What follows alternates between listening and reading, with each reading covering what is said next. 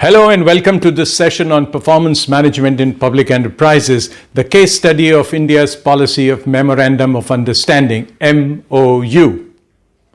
MOU is exactly the same as Commitment for Results, RFD, Performance Contract, Contrat du Plan. As I have said earlier, a rose is a rose is a rose, no matter what name you give it. In this session, I will share with you a film on Memorandum of Understanding made when I was in charge of implementing that policy as Economic Advisor to Government of India back in the 1980s.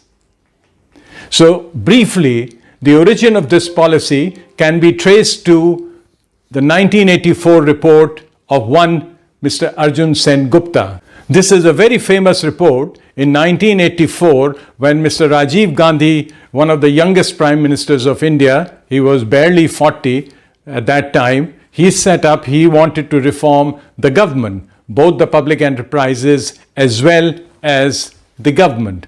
So for public enterprises, he got a very distinguished MIT professor, Dr. Arjun Sen Gupta, who in a record time submitted a report in 1984, and he recommended performance contract, some form of memorandum of understanding. In 1985, the then Prime Minister set up a committee under V. Krishnamurthy who looked at operationalizing these MOUs. And lo and behold, the first 4 MOUs were signed in 1986. But when the time for evaluation came in 1987, they found they could not make any progress because the story was exactly the way it was before. The Prime Minister was very disappointed because he was told that some things have gone up, some things have gone down, and more or less they couldn't come to a conclusion whether the performance was good or bad. And guess what? What was the reason? These MOUs, the first generation MOUs in 1986, suffered the classical flaws of any such instrument. They did not prioritize their indicators, nor there was any deviation. I do not have to belabor this point. By now you're aware that these are necessary conditions for performance measurement, and you can't have performance management without performance measurement. And hence these drafts were a non-starter. In 1988, the then Cabinet Secretary, Mr. Deshmukh, who used to be a very active person, took charge and basically asked the then Permanent Secretary to do something. And of course, at that point, I was a chaired professor at the Indian Institute of Management, Calcutta, and I was teaching. I was a very big critic. I was writing all sorts of papers critiquing Arjun Sen Gupta report and also the Bureau of Public Enterprises, which was the main agency responsible for implementing these MOUs. As a consequence, I think, as a result of my critique, the then Permanent Secretary asked me to join the government as economic advisor and do something about it. And the rest is history. You will see what we did in this movie. So let's watch this film. It was recorded for Indira Gandhi National Open University, one of the largest open universities in the world. And even back then, it was offering a course on MOU or performance management in public enterprises. So this was part of their management program, and they asked me to make this video, and here is the video. Just to give you a sense, before we watch this movie together, you will find that the policy which started in 87-88 with 4 MOUs increased rapidly, and by 2013-14 almost the entire public enterprise sector in the central government, which is the federal government, was covered. There were 198 MOUs being signed. What happened? What really did happen? What happened was in 1990-91, India was in a terrible financial mess. In fact, it approached IMF, and IMF pretty much took all the gold there was in India and asked them that if they do not shape up the public sector, then they will be in default. And India then had to do something. So it decided that it will have a 2-pronged policy, that anything that was in the competitive sector which the private sector could do easily, would be privatized. But the rest, if it could not be privatized, it will have to be managed much better than it was being managed thus far. And that's the origin of the MOU policy. So it came out of conditionality from the IMF. In any case, India was prepared because it had gone through this Arjun Sengupta report. It adopted it and started implementing it with full gusto. In 1991, it became part of the new industrial policy, and that is the key reason why till to date the MOUs are signed, they're designed, and they're also presented to the Parliament. So let's watch this vintage movie.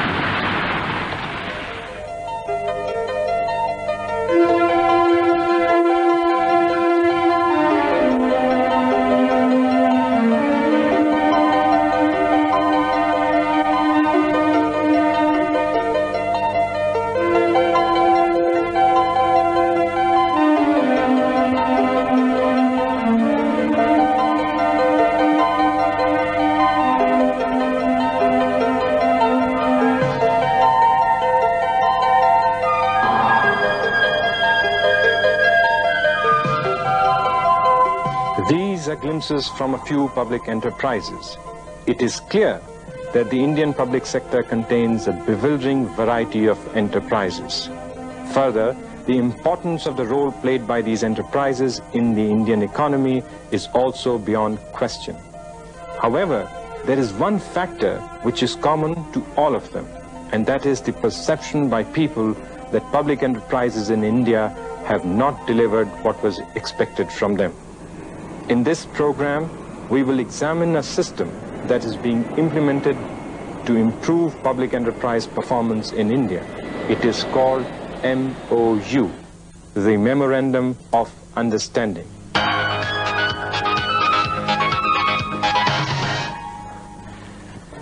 Once George Bernard Shaw was approached by a very beautiful woman with a marriage proposal. She wanted to have a child endowed with his brains and her beauty. Shaw, however, declined the offer, pointing out the possibility that what if the child had his looks and her brains. This story, in short, captures the essence of the public enterprise problem.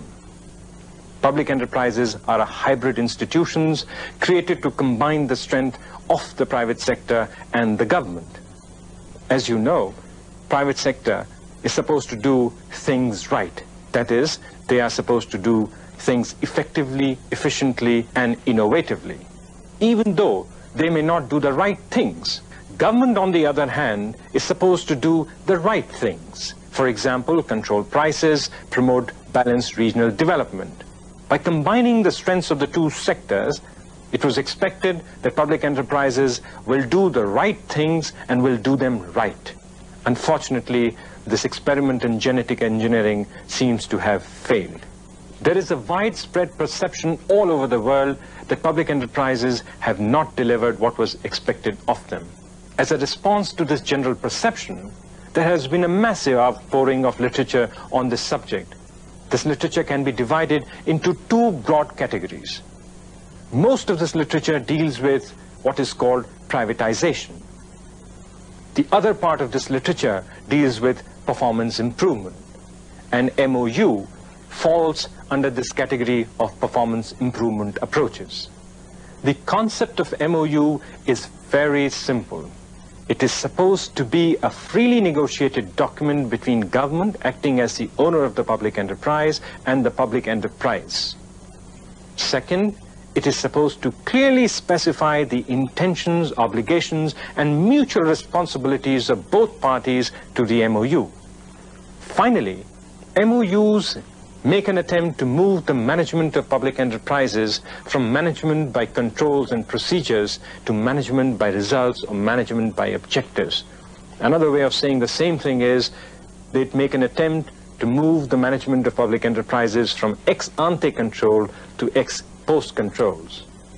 In fact, in the literature, you find that a wide variety of terms have been used to describe essentially the same approach. In India, we call it the Memorandum of Understanding, but in other countries it has been called performance contract, contrat du plan, contrat de stabilité, performance agreement, and so on.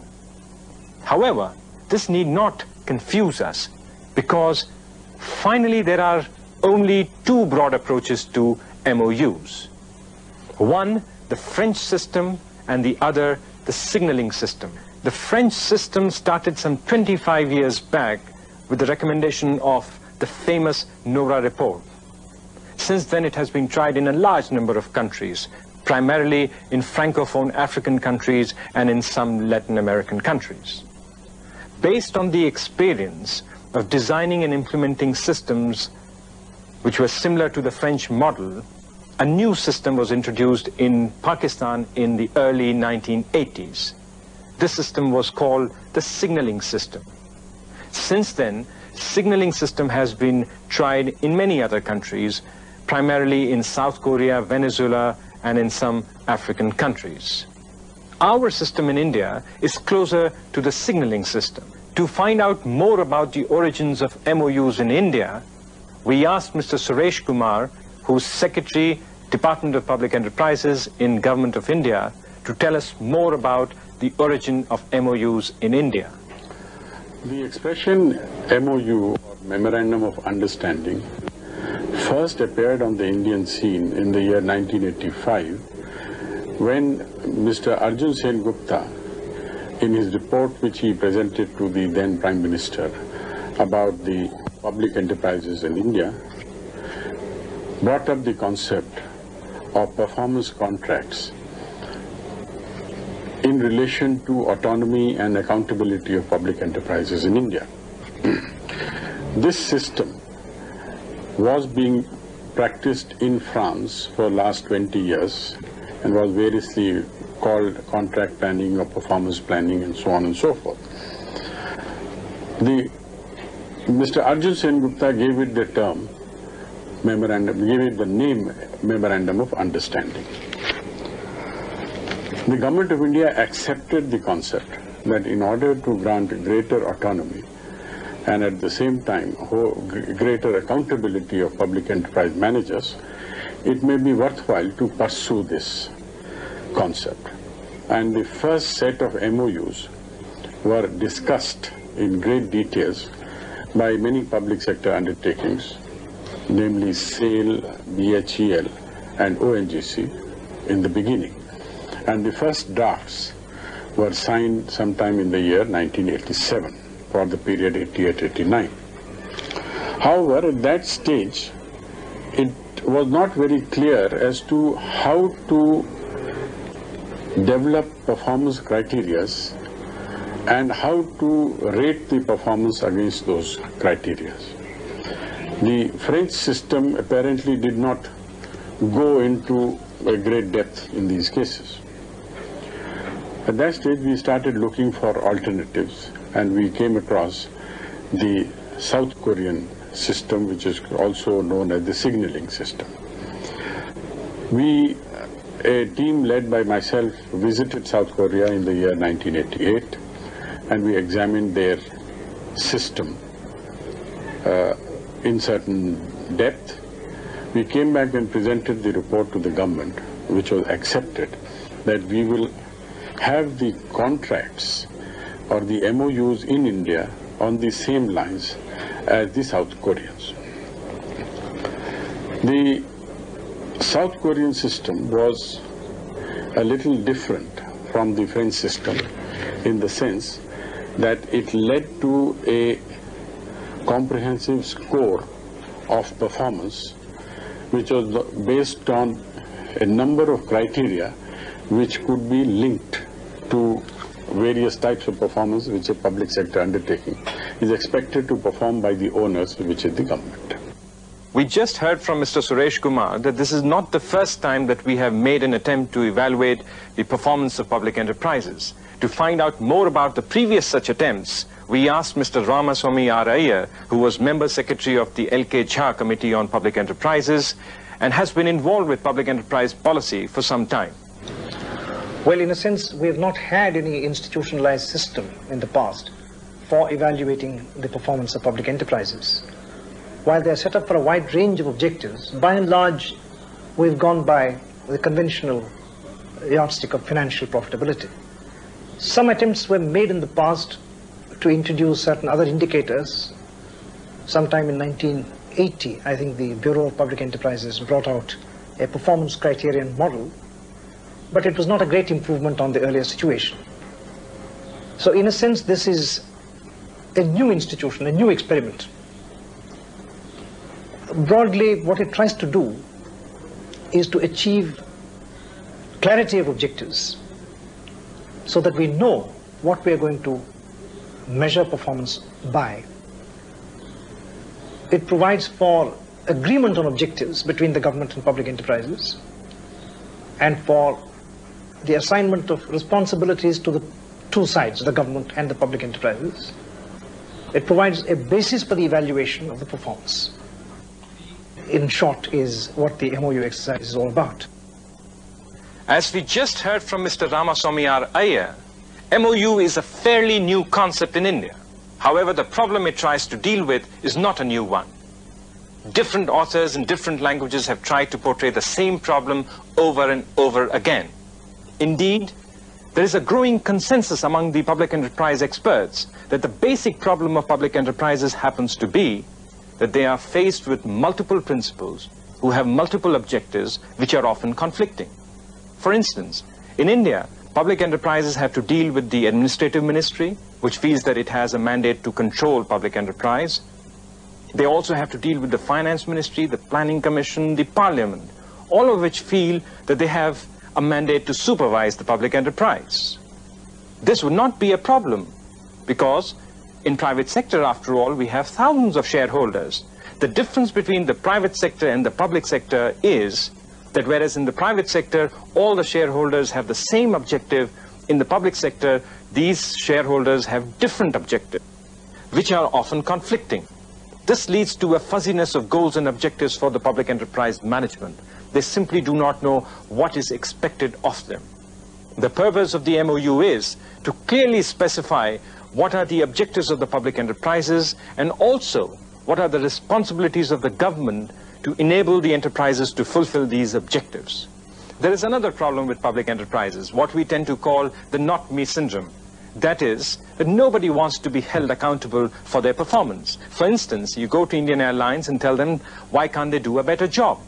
They will turn back and say there's very little they can do. Their performance is affected by the government policies. You go to the government and tell them, why can't they do a better job of managing and making policies? They say that there is very little they can do. They have this constant interference from politicians. You go to the parliamentarians and you ask them, why can't they leave the enterprise and the government to manage the enterprises? They'll appear shocked and surprised and they'll tell you, what do you mean? People have asked us to do this. In other words, people start complaining and they are the ones who get blamed for the problem. And this circle goes on and on forever. And nobody wants to be held accountable. The purpose of the MOU is to break this circle and to clearly identify who is supposed to do what.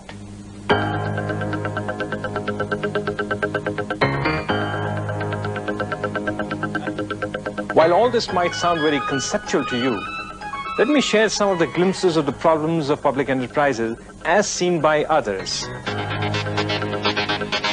Here we see a boss in the public sector reminding his subordinate that he's supposed to work from 9 to 5, not at 9 and then again at 5.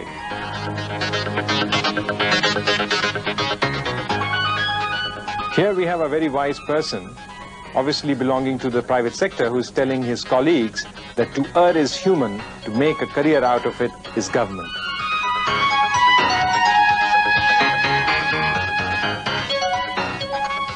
Subordinate is telling his boss Yes, sir. My facts are definitely based on your conclusions.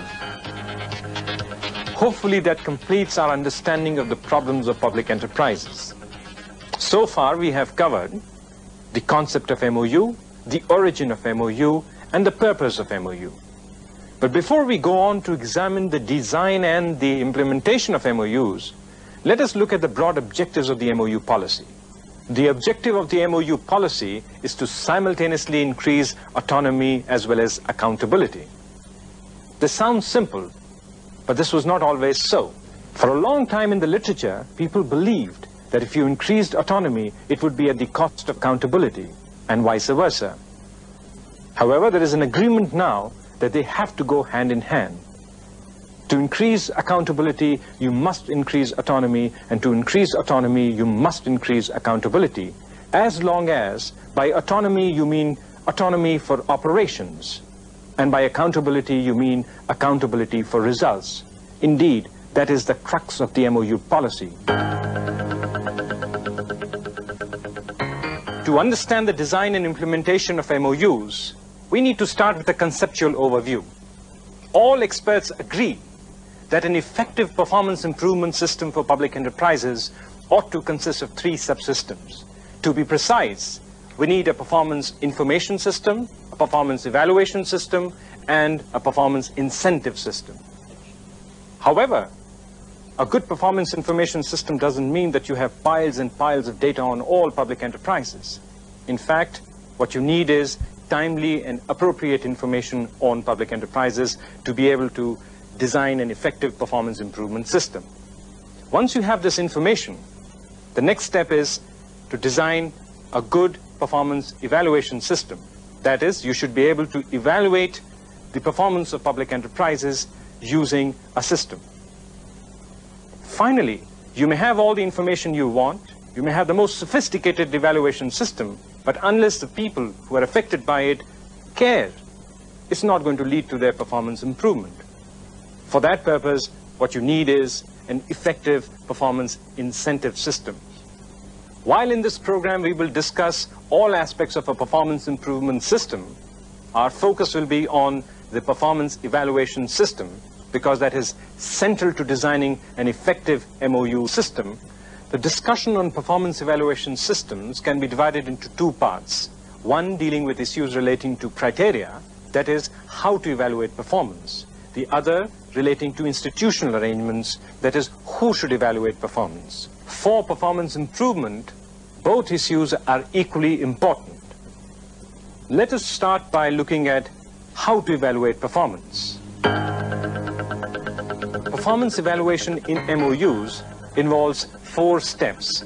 First 3 steps are taken at the beginning of the year, and the last step is taken at the end of the year. In the first step, one has to choose an appropriate set of criteria to be included in the MOU. The question is, what constitutes an appropriate criterion? According to the MOU philosophy, only those criteria ought to be included in the MOU which are fair to the manager, fair to the country, and have been negotiated freely. Fairness to managers implies that the criterion should measure only those aspects of managerial performance which are under managers' control. Capacity utilization is a good example. However, there is a danger that the managers, in their enthusiasm to look good, may jack up the capacity utilization beyond the optimum level by postponing the regular maintenance required. Now, this may be fair to the manager, but certainly is not fair to the country, because the manager may move from a small company to a large company as its chairman, but the country is stuck with dilapidated plant and equipment forever.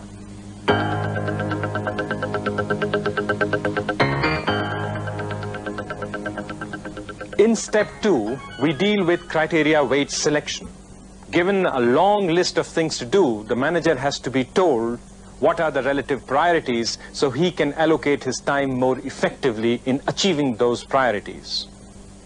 To understand the problem that arises when you don't assign weights to the indicator, let us take an example. Imagine a chief executive of an MOU signing company goes to the secretary at the end of the year and says, "Mr. Secretary, out of the 15 indicators you had given me, I have achieved 13, the Secretary could turn back and tell the Chief Executive that the two objectives he did not achieve are the ones he really wanted him to achieve.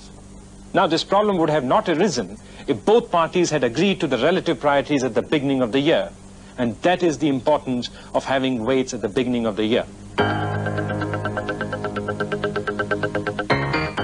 The third step in the performance evaluation system relates to criteria value selection. To understand this step, we need to distinguish between criteria and criteria value. Now, miles per gallon is a criteria for measuring efficiency of all kinds of motor vehicles, cars, scooters, trucks, and so on. However, 10 miles per gallon may be excellent for a truck, but is terrible for a scooter. This value of 10 miles per gallon is called the criteria value. It is a value which distinguishes various levels of performance. In the MOU, we have a 5-point scale, where 1 represents excellent performance and 5 represents poor performance. To understand the importance of this 5-point scale, let us once again imagine what would happen if we didn't have a 5-point scale. Suppose at the end of the year, the chairman of an enterprise goes to the secretary and says, "Mr. Secretary, at the beginning of the year, you had set me a target of rupees 385 crores for production. However, at the end of the year, I find that my achievement is only rupees 380 crores. Now, how are we to judge his performance?" Now, if the secretary likes the manager, he's going to say, well, that's close enough, and let's forget about it. But for some reason, if the secretary doesn't like the chairman, he's going to throw up his hands and say that this is the problem with you, Mr. Chairman. You never seem to achieve your targets. Now, if both parties had agreed on a 5-point scale, this problem would not have arisen. Because we know management is not a perfect science. You don't achieve targets with precision. Either there is a shortfall or you exceed the target. Once you have decided the set of criteria to be included in the MOU, the relative priorities and the criteria values, there is nothing we have to do till the end of the year. In fact, there is nothing we should do till the end of the year. This indeed is the very heart of the MOU philosophy, that once you have specified the objectives for the management, you should not interfere in the operations and wait till the end of the year for them to deliver the goods.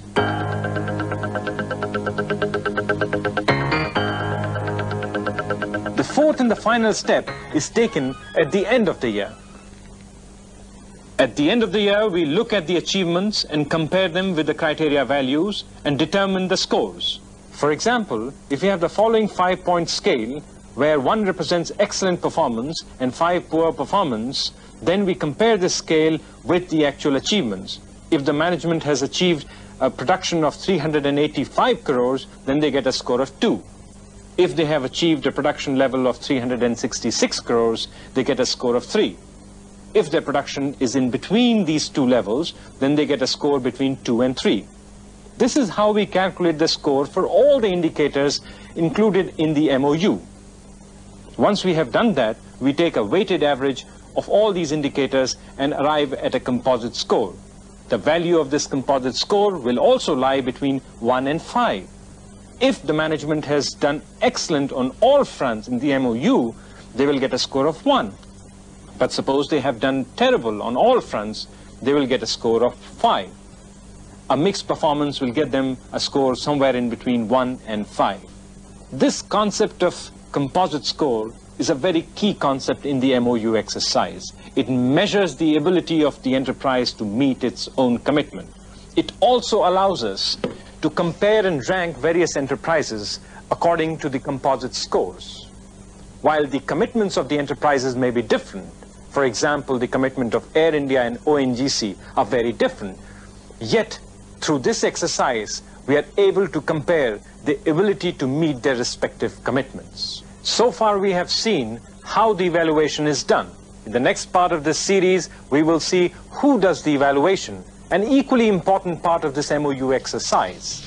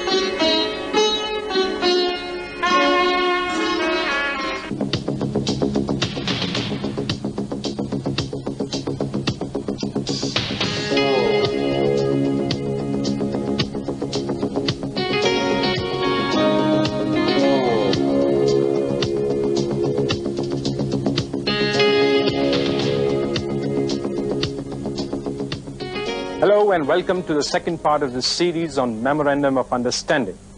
In the first part, we saw what is meant by MOU, its origin, and certain aspects relating to the design and implementation of the MOU policy. We saw that for an effective performance improvement system, you require simultaneous action on several fronts. In particular, you have to have a good performance information system for public enterprises, a performance evaluation system, and a performance incentive system. In the previous part, we focused our attention on the performance evaluation system. We divided the discussion into two parts. That is, how to evaluate performance and who should evaluate performance. In the first part, we concentrated on how to evaluate performance. In this part, we shall focus our attention on who should evaluate performance in the MOU system. In addition, we shall see what has been the effect of the MOU policy on the performance of public enterprises, as well as we will examine what needs to be done to make this policy more effective in the future. Till 1989, one of the major complaints against the MOU policy was its inherent unfairness. The chief executives of the MOU signing public enterprises argued that how can one party to the contract be also the judge of that contract? That is, how can the secretary to the government who signs the MOU also evaluate its implementation? There is a potential conflict of interest involved there, as the secretary has to evaluate his own performance. In response to this concern, the government of India in 1989 set up a high-power committee to evaluate the performance of both parties to the contract. To find more about this high-power committee, we turn now to Mr. P.H. Vaishnav, who is a member of this committee and is also the chairman of the Public Enterprises Selection Board. He has been involved with this committee right from its inception. Well, the high-powered committee is chaired by the Cabinet Secretary, who is the highest permanent civil servant in the civil services establishment. Then the other members are the Finance Secretary, the Secretary for Expenditure in the Ministry of Finance, the Secretary for the Planning Commission, which is itself a coordinating body deciding allocative priorities. Then the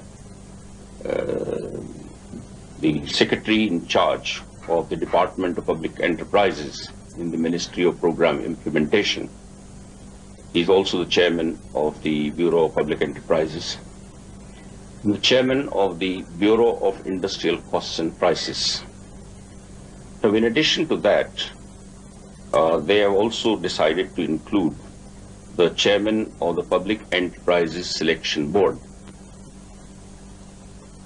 As you would have seen from its composition, its members are engaged in areas of coordination of practically the entire gamut of government ministries and sister agencies and the connected public enterprises.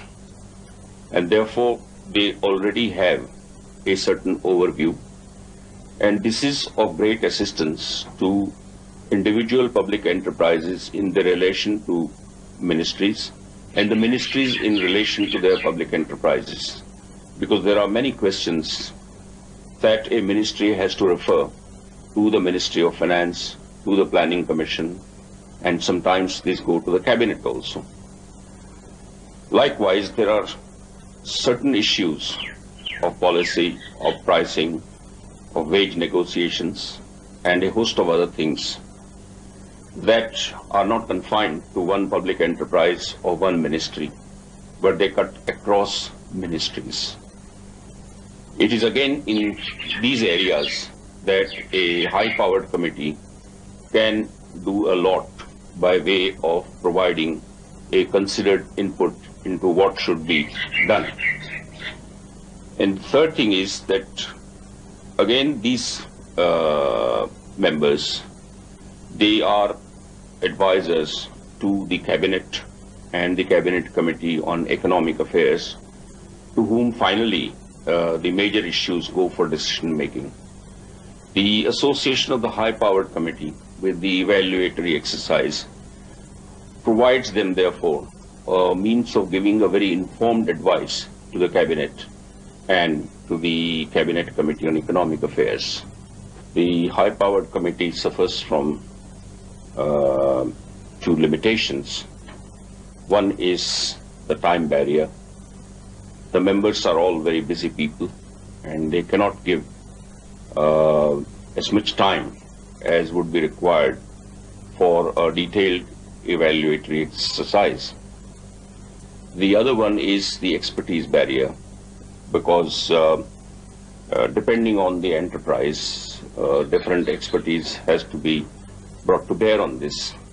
And in order to overcome these two barriers, we have constituted two committees, one headed by the Secretary of the Department of Public Enterprises in the Ministry of Program Implementation.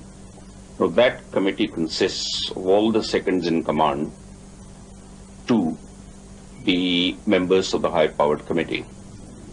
The other one we have called not a committee but an ad hoc task force. Now, that consists of experts who have had previous experience of working in government or in public enterprises, but who belong to neither now. And so therefore, before the high-powered committee gets into session, you have very detailed and expert assessments in a usable form for the high-powered committee's exercise. As mentioned by Mr. Vaishnav, the High Power Committee is handicapped by lack of time and lack of expertise available to design appropriate MOUs for these enterprises, as well as evaluate their performance based on these MOUs.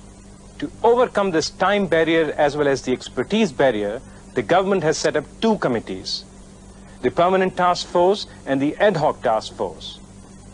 We went to the chairman of the Ad Hoc Task Force, Mr. Ramaswamy Araiya, to find out more about its functioning, its role, and rationale. It's a body of some 20 or 25 people, eminent people. Some of them former secretaries to government, former chief executives, economists, chartered accountants, and some management experts, people from the management institutions, academics, and so on. None of them actively associated with government at the present time. This body of 20-odd people provide the necessary objectivity and expertise, and also lend a certain credibility to the exercise. Because of their stature, they enhance the whole system. And they look at the draft MOUs in the first place and approve the draft MOUs with suggestions for amendments, revisions, and so on at the beginning, and come in again at the end and evaluate the performance. And their findings are placed before the High Power Committee. As mentioned by Mr. Iyer, the Ad Hoc Task Force has some of the best experts available to evaluate the performance of public enterprises. The composition of this Ad Hoc Task Force almost guarantees the high quality of advice which the High Power Committee gets. However, it does not ensure the brevity. Even after the Ad Hoc Task Force has given its advice, a lot of work needs to be done to process this information. This time barrier is overcome by the Standing Committee, or as it is called, the Permanent Task Force. We went to its chairman, Mr. Suresh Kumar, to find out more about its functioning, its role, and rationale.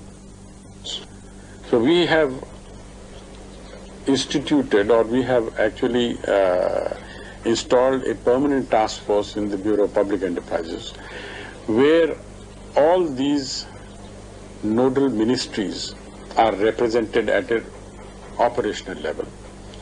And our expectation is that wherever we find in an MOU negotiation process that there are problems relating to clearances from any of these agencies, this permanent task force could take care of it. However, right now I don't think we have faced this problem in any virulent form that there are problems. The problems really arise at the end, not at the beginning. But the institutional arrangement exists. The permanent task force really is a body which functions between the High Power Committee and the Ad Hoc Task Force. The Ad Hoc Task Force, as you know, has to look at all the memorandum of understanding, almost participate in the negotiation process, and they can make comments on anything that is happening. If these are the comments which relate to any of the nodal ministries, which are important by themselves for all public sector undertakings, then this permanent task force is the body which becomes the conduit through which the information gets passed on. We have seen, to make the whole MOU system work, we have three very powerful committees working together. First, we have the High Power Committee, which is ultimately responsible for the efficiency and the effectiveness of the MOU system. It is in turn helped by the Ad Hoc Task Force, which helps it overcome the expertise barrier, and the Permanent Task Force, which helps it overcome the time barrier. Even after all this work is done, there's a lot of coordination work which is required to make the whole system work. This is done by the MOU monitoring cell at the Bureau of Public Enterprises. We went to the director of the MOU monitoring cell, Mrs. Omita Paul, to find out what exactly this cell does. MOU monitoring cell, we call it MMC here, is primarily acting as the nodal point for all the activities relating to the signing, evaluation, and refining of the MOUs. Ours is a small unit. We have technically qualified people, and we work on the basis of network. We call in people when we need them, and our function basically is to act as the storehouse for all the knowledge that we gather in the area of MOU concepts, as well as the training and refinement of the system as it stands today. MOU cell also is involved in the coordination of all the activities of various bodies that have been set up, like the Ad Hoc Task Force, which is a body of experts, the Standing Committee, which is a body of civil servants drawn from the ministries, which are concerned with various clearances that have to be given to the MOU signing companies. MOU cell also deals with and provides the secretarial services to the High Power Committee, which meets about thrice a year to take stock of the MOUs at the stage of drafting, at the stage of finalization, and then at the time of evaluation. As we have seen, there are a number of committees involved to make the whole MOU system work. Some, however, may argue that there are too many committees involved. In fact, an MOU signing public enterprise doesn't have to face all these committees. It takes the draft MOU, gives it to the MOU monitoring cell, and this MMC takes care of the rest. Before we proceed any further, let us pause and look at the justification for this institutional structure for the MOU system. To start with, this system, this structure, ensures the highest level commitment in the government. Second, it also ensures objective third-party evaluation. In addition, it ensures professionalization rather than bureaucratization of the evaluation process. Also, given the stature of the High Power Committee, it is able to get information required for appropriate performance evaluation of the MOU signing companies, as well as make binding recommendations. The Permanent Task Force ensures that there is a free flow of information between the High Power Committee and the Ad Hoc Task Force, so that the High Power Committee is able to make the right kinds of decisions. And finally, this institutional design ensures that there is fairness and equality during the negotiation process for the MOUs. In Part 1, we said that the major objective of the MOU policy was to simultaneously increase the autonomy as well as the accountability of public enterprises. Having examined the system now in details, let us see how this is sought to be achieved under the MOU system. The autonomy of the public enterprises is sought to be increased under the MOU system by granting greater delegation of power to the MOU signing enterprises, by ensuring that there is no multiple evaluation of the enterprises, by reducing the frequency of evaluation, and finally by reducing the bureaucratic interference in the day-to-day functioning of these enterprises.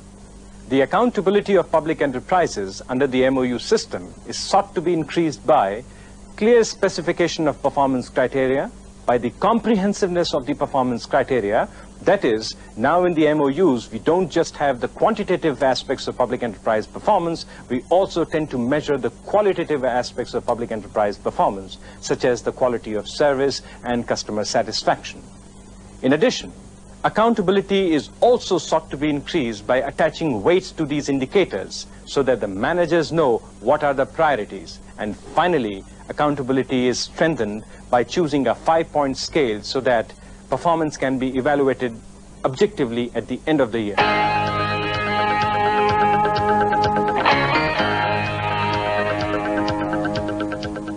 While we have spoken a lot about the increase in autonomy and accountability of public enterprises under the MOU system, we thought it would be a good idea to talk to some of the chief executives of the MOU signing public enterprises to find out about their perception. We have been participating in these awards since its inception. And you may be aware that NTPC got the Prime Minister's MOU award for the year 89-90 for exceeding all the targets and for excellence in performance. That's one aspect, that you are recognized. And in fact, there is a distinction today. The MOU company and the non-MOU company. So that's another. But talking in concrete terms, there are certain additional powers which are delegated to the MOU company. For example, the fresh investments are delegated to an MOU company to be up to now, I think, 50 crores. Then there are certain foreign exchange powers which are available to the MOU company. Then there are other administrative powers, I should say, because we are an A-grade company, and previously, the tours of the directors and all that used to be approved in the ministry and all that. So these are all administrative ease which has been given to us.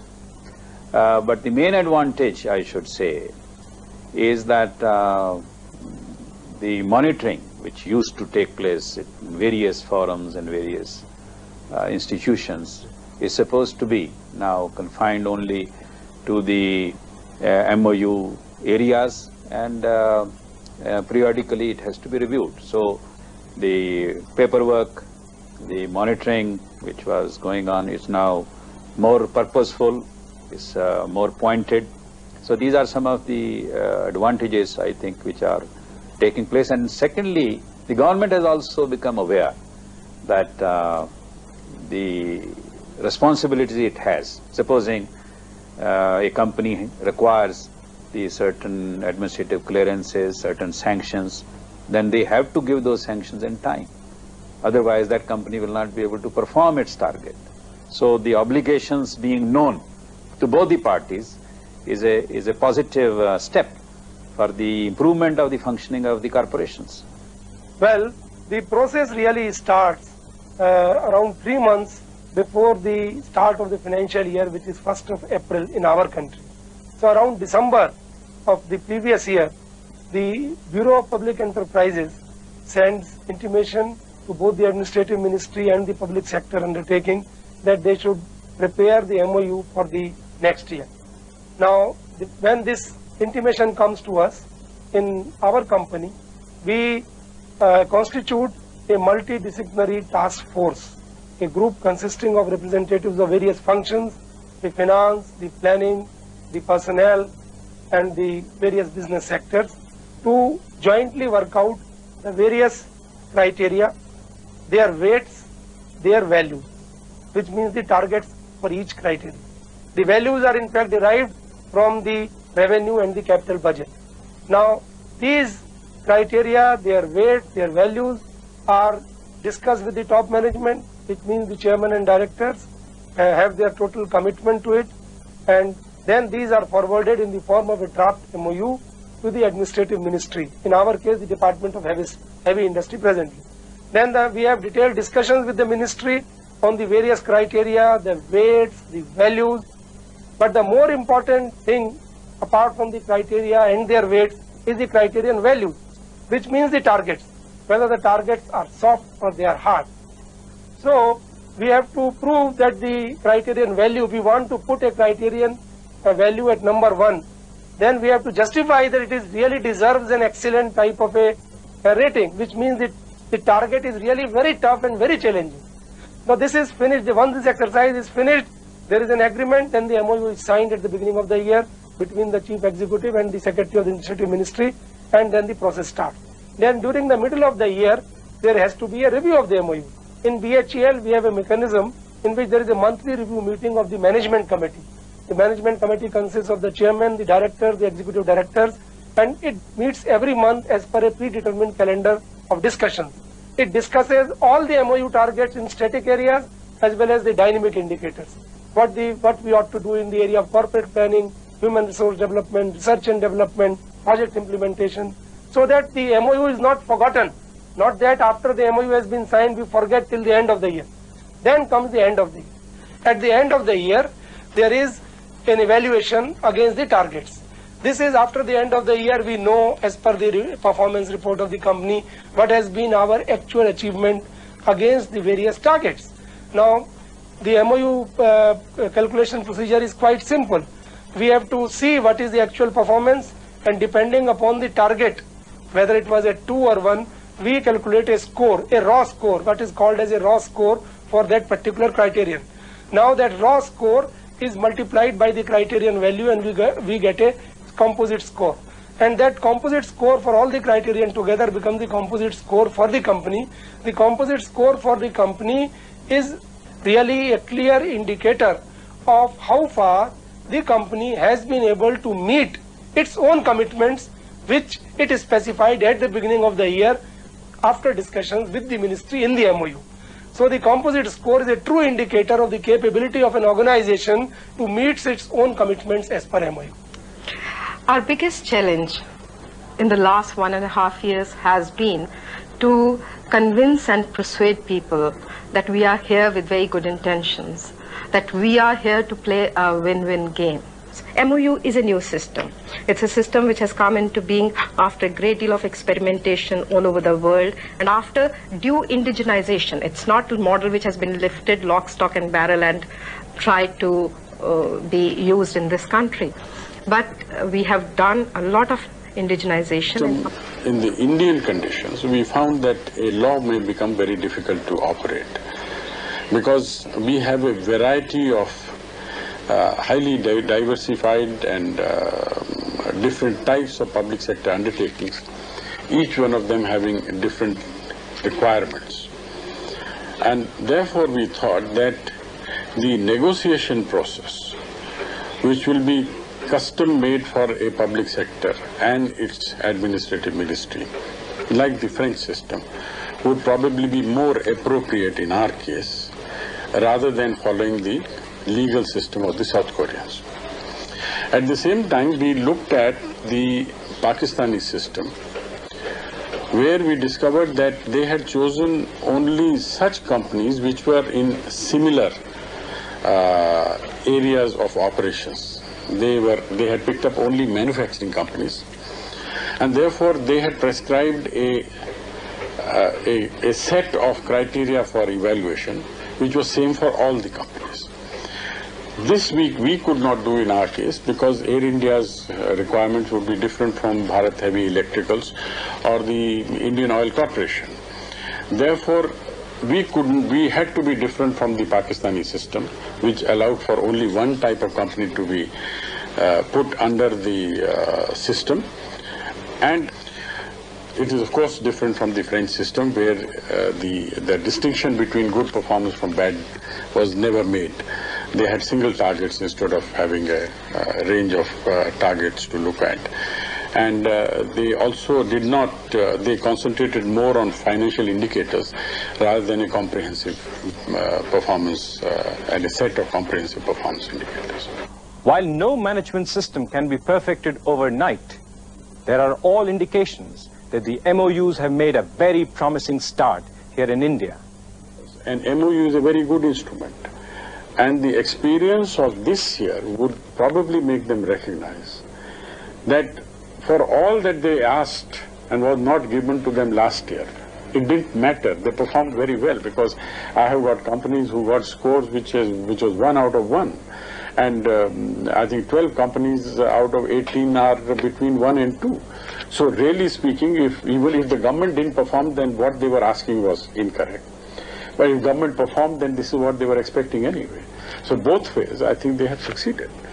Since MOU system is a new system, we are building up a body of knowledge. We had nothing to fall back on because we introduced the system in its present form only about a year ago. So we are trying to fine-tune the policy, because as we go along, we do find that we need to change every now and then. And we are very open to these kind of suggestions that come either from the public sector units or the departments concerned. And we keep on refining the system on an ongoing basis. What I feel is that as far as the enterprise responsibilities are concerned, they are given in quite quantifiable and concrete terms. But the role which the government takes over as an obligation on itself is given in very general terms. So maybe because the government doesn't want to be very specific or something like that, but I think this is an area where we want to be clear that this is the responsibility of the government.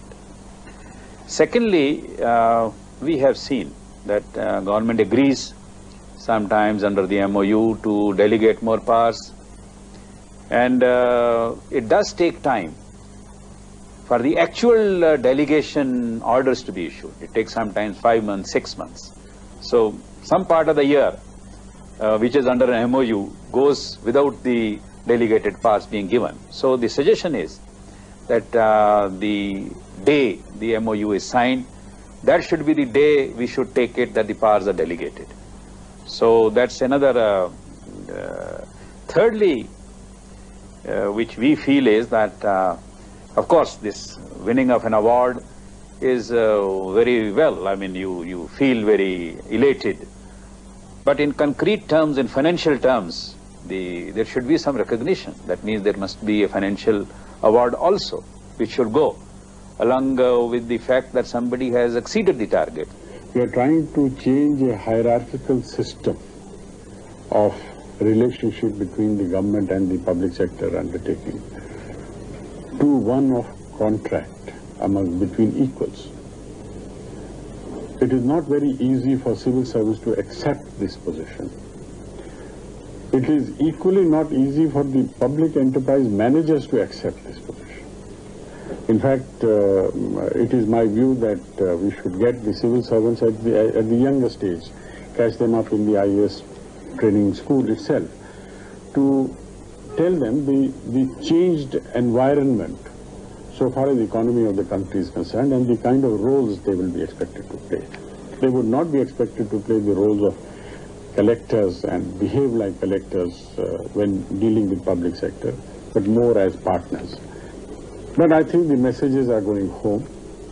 The major problem of training we are tackling. We are trying to increase the training input to the maximum level possible. both in the public sector enterprises as well as in the government. Although I would say that it is still at levels which are, according to me, not satisfactory. But good starts have been made in this area. And so long as the training goes apace, it should be possible for us to think in terms of a good MOU system in operation in the country by the middle of 90s. However, to have a good system in place by the middle of 90s will require a lot of work. Future generations of managers working with the MOU system will have to share a responsibility of fine-tuning the system to make a good system even better.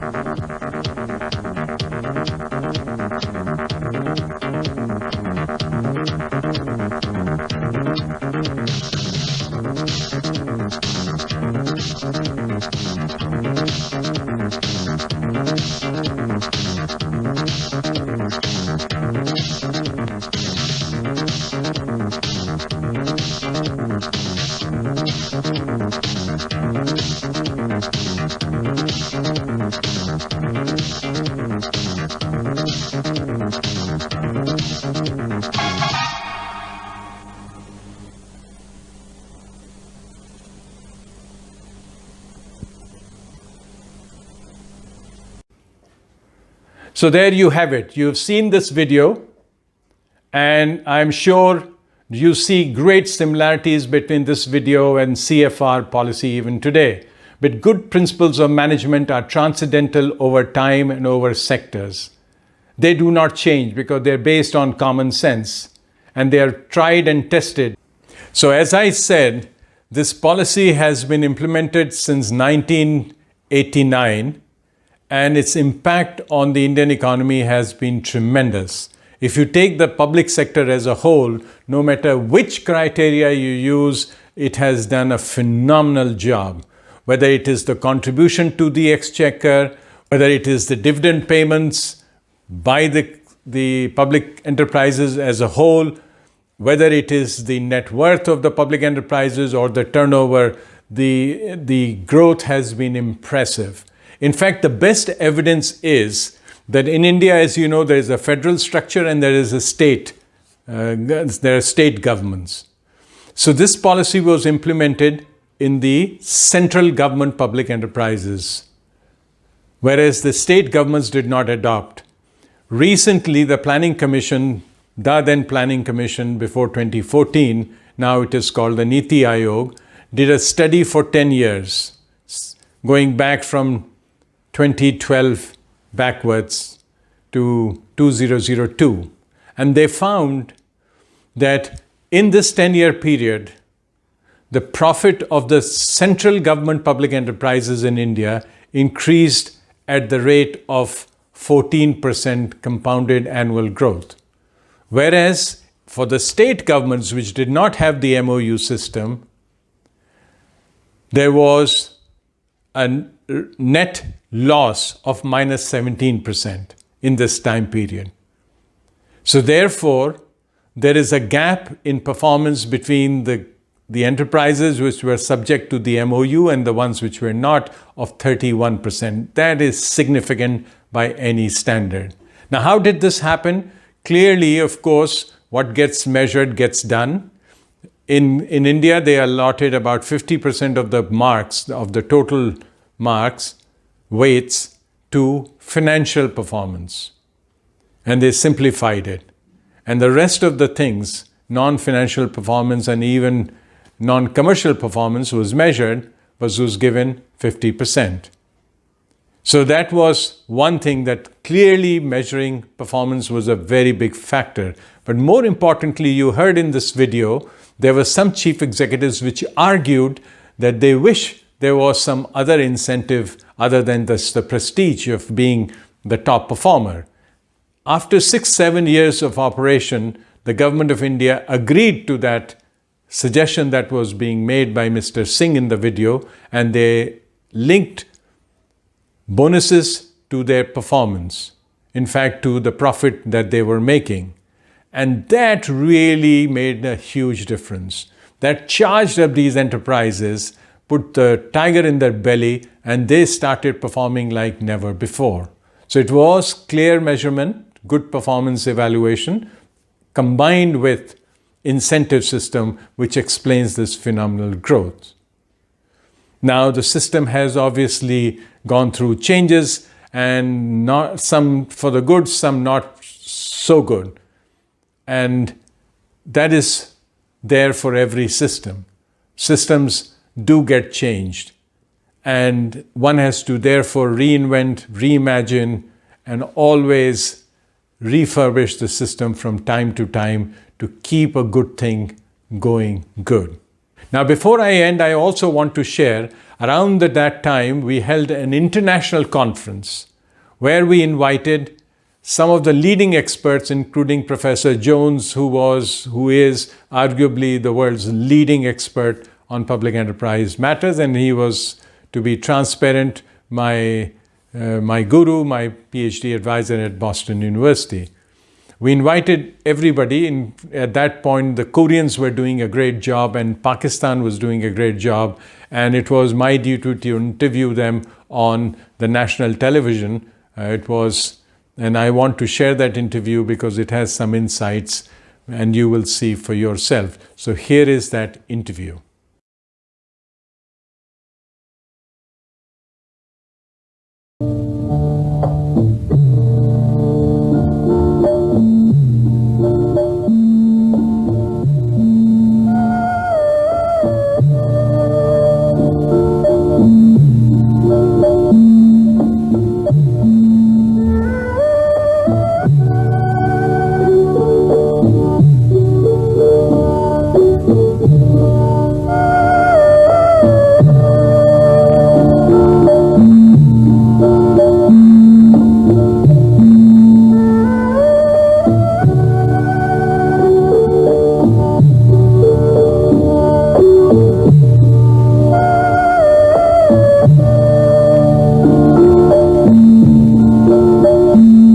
If you open any newspaper in India, you will find there is a term which has made a very significant presence, and that term is MOU. Now, often you find that the term is not fully defined or not fully specified. You are expected to know what MOU stands for. It is an important government initiative. It is a policy towards public enterprises. In fact, if you ask public enterprises, there are two kinds of public enterprises: the MOU public enterprises, the non-MOU public enterprises. In fact, it's become a symbol of prestige. MOU has acquired tremendous significance of late. MOU stands for Memoranda of Understanding. It is not a new concept, either in India or abroad. In India, this is our third year with the same policy.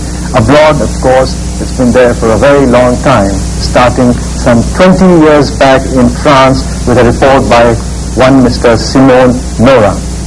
The concept has essentially remained the same. Wide varieties of the concept can be found in different countries. The concept in its philosophy is about the same. That suggests that perhaps the concept is sound. Yes, there are countries who've had various degrees of success with the concept, but yet countries keep trying. They want to again revisit the concept and try to see if it can work for them. The concept essentially is that it is a contract between a public enterprise and the government in which both parties to the contract lay down their mutual obligations. The idea is that at the end of the year, both parties should only be judged on the basis of what is specified in the contract. Of late, it has acquired new significance. There's a new excitement in this policy for people like us who work in this area. And just a few days back, an international conference was held in which the practicing managers and policymakers in our public sector were exposed to some of this international experience with regard to this policy.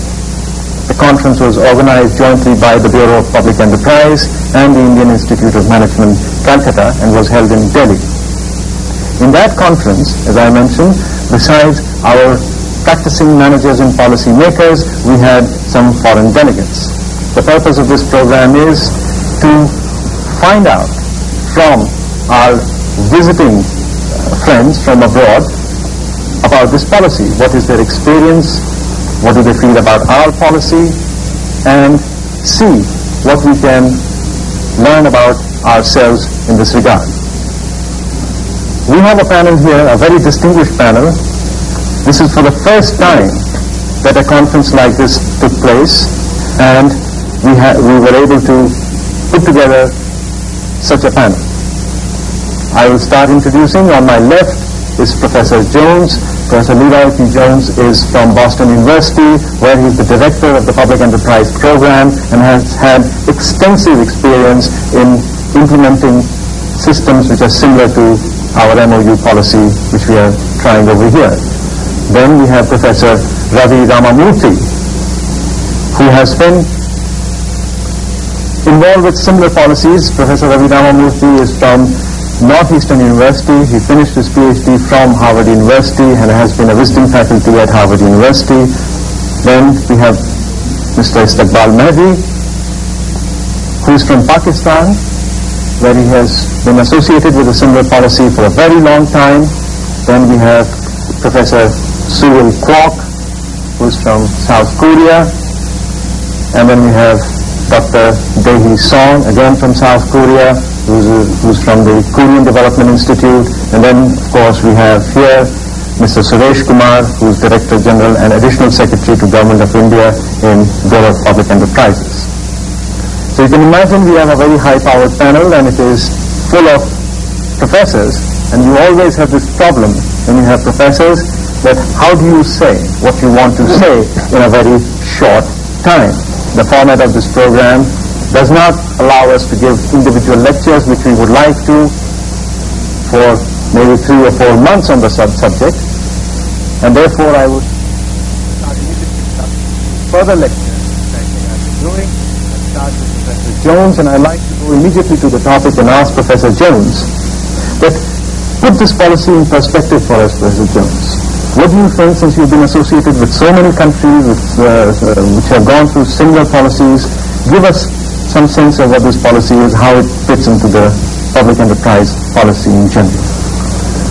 Well, Professor Trivedi, as you know, this is an exciting time for students of public enterprise internationally. Certainly in the West, there's been more written and published on public enterprise, its problems and its solutions, than has come out in the last 20 years. There are 2 large classes of literature. Both are responses to a general perception in many countries that the public enterprise sector is not performing up to the standards with which it was originally established. In some sense, failing in its duty to contribute to the national welfare. And there's 2 general classes of response to that. One, which is perhaps the most dominant in the literature, is the idea of privatization or sale of the public enterprise.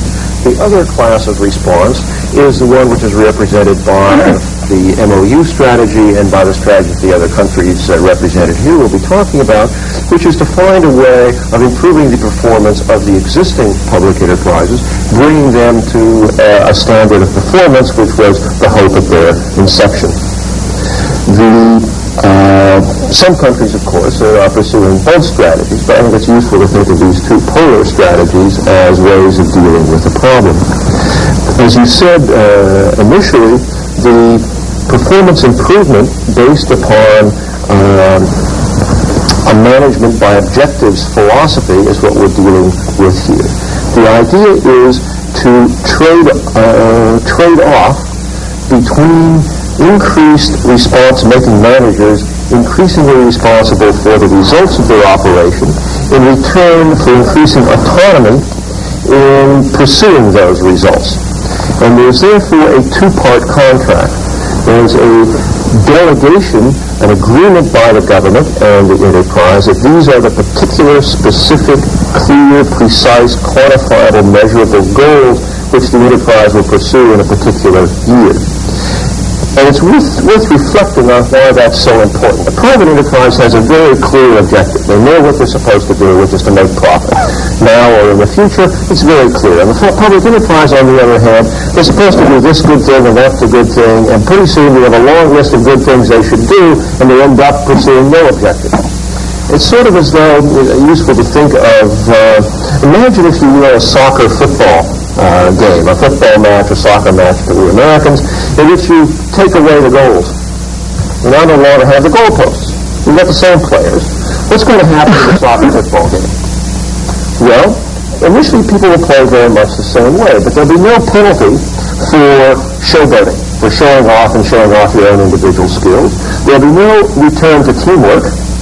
There'll be not much return to working very hard in practice, because you really have no way of saying, I can still say I'm a better team than you. We have no score to know. We don't know who's a better team at the end. What's going to happen to that particular league? Well, in many cases, your better players are in the league in pursuit of another league where they can show what their skills are. There are going to be a general decline in the quality of play. So I think the same thing happens whether it's university professors who are not evaluated by their students, the quality of teaching goes down. University professors who write articles which are not reviewed by their peers, the quality of those articles goes down. So there's a general principle of any goal-directed human activity which depends upon a measurement of performance in order to motivate the performers to excel. And so the first pillar of the new policy is one of clearly specifying goals, agreeing at the beginning of the year on what the goals are for the enterprise. The government and the enterprise says, this is what I want you to do this year, and then the second pillar is to leave them free to do that in the course of the year. So the second major component of the new philosophy is to delegate, agree for the government to delegate certain additional responsibilities to the enterprise in the course of the year. There's an agreement, as you said originally, a memorandum of understanding with obligations on both parts. And the countries represented here have had some experience with implementing various variants of that strategy. Thank you, Professor Jones. That was excellent. Now we know at least why we do what we do as far as MOU and similar policies are concerned. Let me go immediately to the country experience, and there Professor Kwok, who's from Seoul National University, a prestigious university in South Korea. Could you, Professor Kwok, tell us what is your system in short? I know you're a professor and you would like to tell us in detail, but could you kindly just summarize it for us, the gist of the system? I know it's a difficult thing, but please go ahead. Yes, what you are calling here memorandum of understanding is what we call the Public Enterprise Performance Evaluation System. The system started in 1983 when the Korean government enacted a new law called the Government Invest Enterprise Management Act. When I say government invest enterprise, it means a public enterprise owned by the government, more than 50% majority, and invest by the government directly. And we started this performance evaluation system on the basis of this law. So it is the performance evaluation system is compulsory and mandatory. All the government invest enterprise in Korea, at the present time there are 24 corporations in Korea, are evaluated on an annual basis. The whole theme of the system is this: give more autonomy to the public enterprise and increase accountability of each enterprise. This is the whole theme. But the main objective of the system is fairly simple. Let us have some improvement in the performance of the public enterprise, and then let us give to the public enterprise some incentives. So on the outset, we are saying more autonomy with more accountability, but the main theme, actual theme, is improve the performance of the public enterprise, so we will give you more incentives. The whole scheme has two divisions. One is the design of the evaluation system, the other one is the actual implementation of the evaluation. We designed the evaluation system before the start of the new year. And then after 1 year period, we start evaluation, actual evaluation. Actual evaluation is done in two aspects. The first one is a quantitative aspect. For example, each public enterprise is given certain objectives and missions in quantitative terms, so they know how much to achieve with quantitative objectives. The other side is a qualitative aspect. In public enterprise, you have to do better in personnel management, better jobs in procurement, and so. So we evaluate the public enterprise in quantitative as well as quantitative basis. Usually, we assign 100 points. 50 of the 100 points go to the quantitative aspect. 50 of the 100 points goes to the qualitative aspect. At the end of the evaluation, the results come out. A public enterprise gets, let's say, grade A. Then, if they are grade A, they are most well-run corporation in Korea. So they get incentives such as 3 months bonus. If they get grade B, they are well-run, up to the certain standard. Then they get something around 2.5 months monthly salary. So if they get, let's say, E grade, then they get only 1.5 months, what we call 150% bonus. This is some idea of what we are doing in Korea. May I just ask another question, Professor Kwok? Who does the evaluation? Well, the evaluation is done by ad hoc task forces set up by the government. And that ad hoc task forces consist of about 20 professors and 15 chartered accountants in Korea. So those chartered accountants conduct quantitative evaluation, and 20 professors conduct the qualitative evaluation. Is this ad hoc task force an independent task force, or is it part of the government, or how does it fit into the... It is completely independent ad hoc task forces. We are appointed by the government, but once we are set up, we manage on our own. Thank you, Professor Kwok. Well, I would like to now turn to Mr. Istiqbal Mehdi, who's from Pakistan, and try to sort of see how is your system different from the Korean system, and what are the essential features of your system, Mr. Mehdi?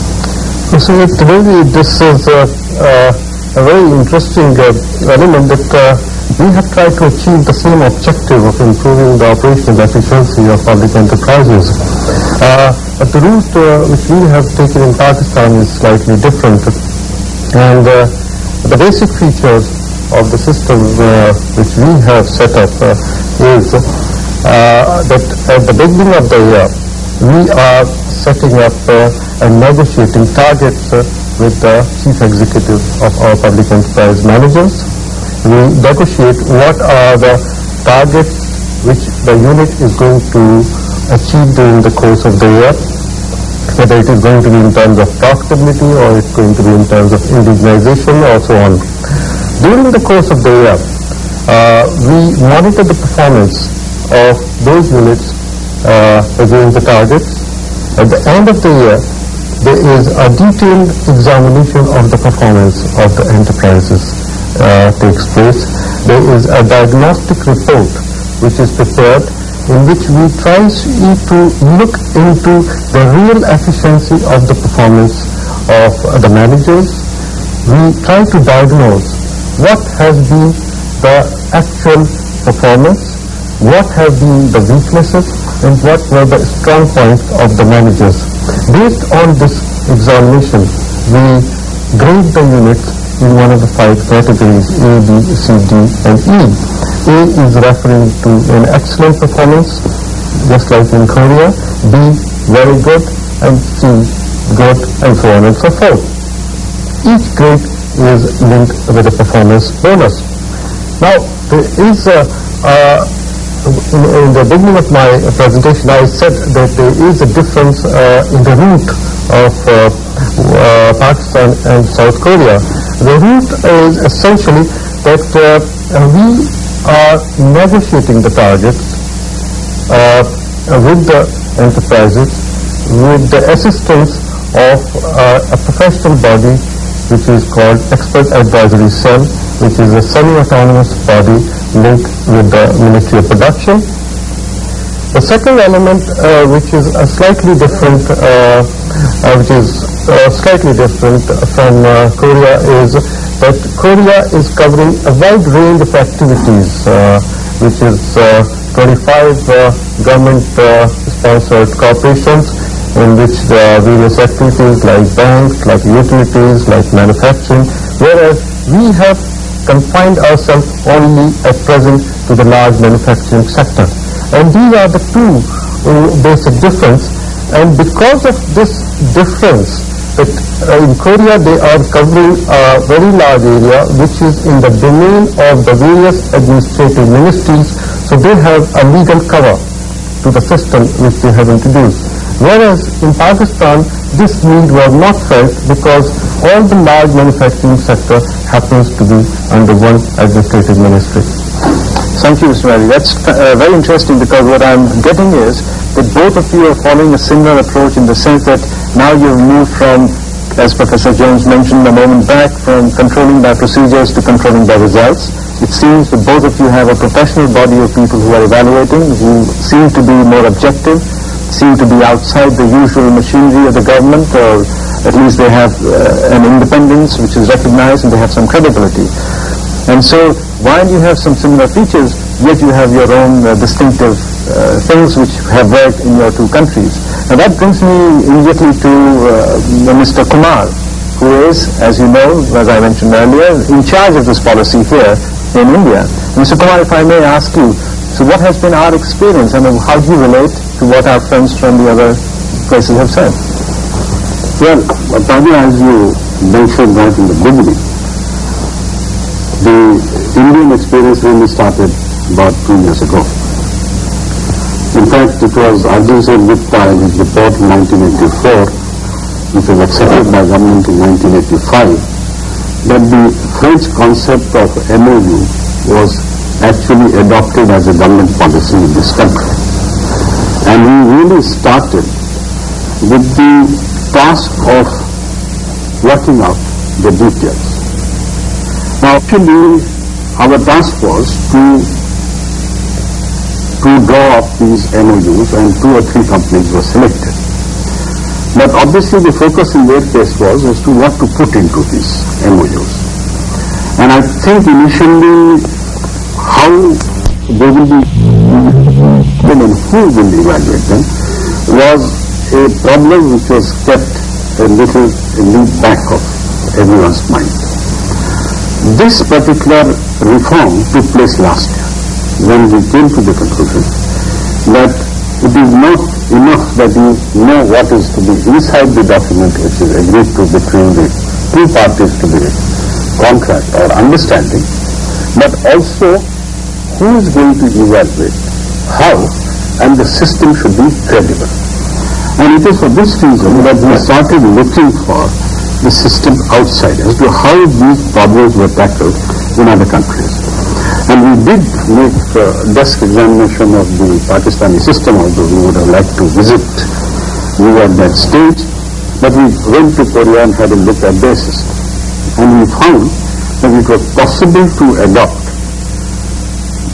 this part of the system to a considerable extent in India. But at the same time, we found that it required a tremendous amount of training of people, because the number of companies by this time had increased to about 17 or 18, and each chief executive and each government functionary had to know exactly what should go into these documents. So it was in this context that whereas we tried to provide support to these companies and government departments of what should go into the MOUs and how they are going to be evaluated, we also thought that this is the time to expose all of them to the international experience, so that if there are any new twists which need to be given, they can be given now rather than later, because we will lose about a year if we didn't do it in the month of March. And in fact, this was the great justification for why all of us are here today. And we think that our purpose has been served, and it will be possible for us, given our circumstances, to make good documents and perhaps evolve the system over the next few months or a year. Mr. Kumar, may I just ask quick question? We are running out of time, with a panel like this, and I would like to, because it's an interesting question. I was, observing the seminar, the workshop. I noticed there were two questions. If you could give a very quick response, I'd like to get to the others on the same thing. Is that some people did question that what can we learn from the experience of others, especially Korea, that we are such a different country, we are a large country, we are small. How would you respond to that? In fact, so far as we are concerned, we don't think that we can't learn from others.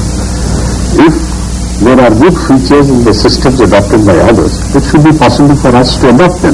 And mind you, we have adopted the system recently, so we can't claim that we have got an old experience in this, and therefore we would not like to receive new or fresh things on this.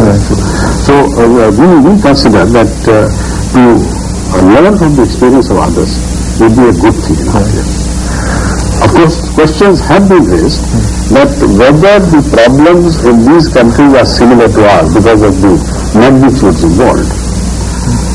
In the case of South Korea, I think in terms of magnitude it was the same. The percentage GNP which is controlled by the government-invested corporation is about the same as in the case of India. Right. And they were having similar problems at the time when they... that is interesting. There are very few people know this, that Korea and India had a similar ratio as far as the ratio of GDP is concerned coming out of public sector. Yes. I think that's interesting, and I think this is also interesting that the problems were similar even though we are very different countries. We are now quickly move to Ravi. Professor Ravi Ramamurthy, as I mentioned, teaches in the United States. He's been involved in similar systems in many countries, including Bangladesh. He's got considerable experience, and I'll make it open-ended. Ravi, feel also free, since we're running out of time, to tell us what you feel about our system here. Let me respond, pick up on a point that Suresh Kumar was making about the relevance of the experience of other countries to India. If you look at individual country studies and the problems of public enterprise, even though there are differences, vast differences among the countries in terms of their culture, their history, their economic conditions, you find such striking similarities in the nature of the problems that they are talking about. You almost think the authors of those reports were colluding to say the same thing. So in one sense, they're all very different, but in another sense, the problems are quite similar. One of the core problems that keeps coming up over and over again is this attempt to balance autonomy versus accountability.